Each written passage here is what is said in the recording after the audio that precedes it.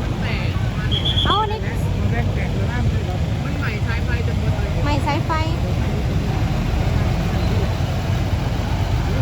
ไม่ห้านพระเจ้า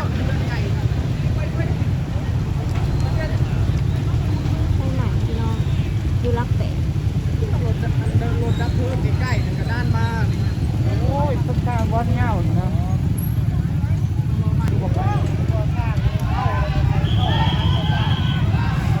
ยังแล้ววันนี้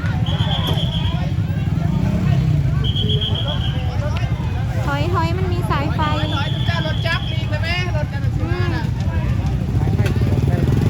พระเจ้าบ่ให้ไปมันใหม่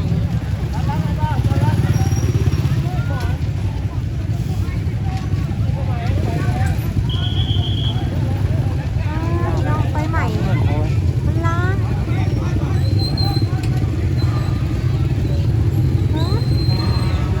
เละเลยทำไมล่ะ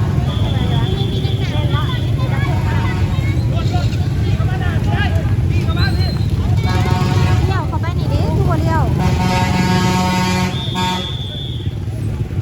โอ้ย กับโอ้ท่านเหนือท่านนะโอ้เป็นยังบุญโอ้ท่านเป็นตั้ง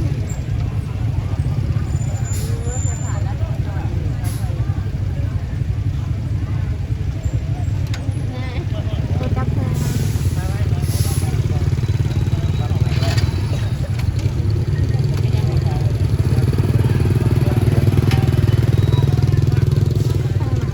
อยู่บ้านอุดมวิไล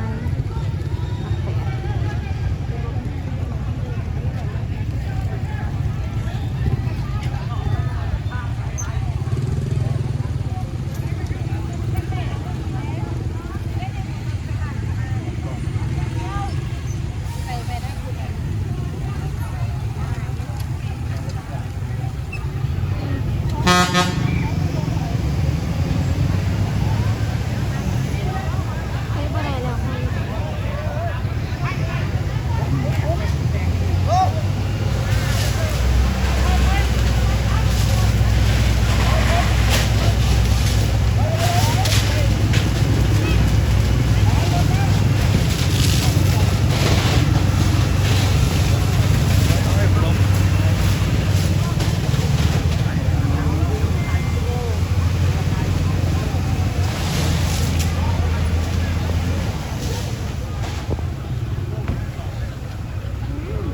เอาตาเลย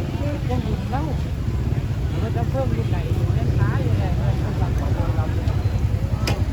แล้วไฟใหม่ยัง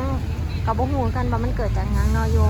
บ้านอุดมวิไลนี่นะบอนตลาดรักแปดมีกรงกันขามโอ้ยใครจะรถดับเพลิงมาทัน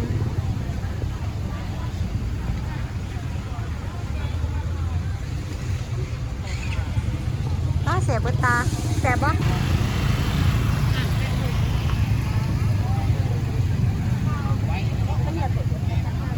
จังว่ามันเป็นน้ำสายไฟค่ะทุกดิบไฟดับแล้วแต่ว่าควัน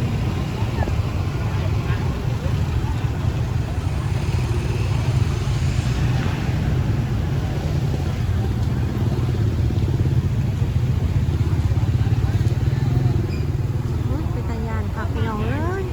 อยู่รักแปดนี่นะอุดมวิไลบอลแถวตลาดรักแปดนี่แหละ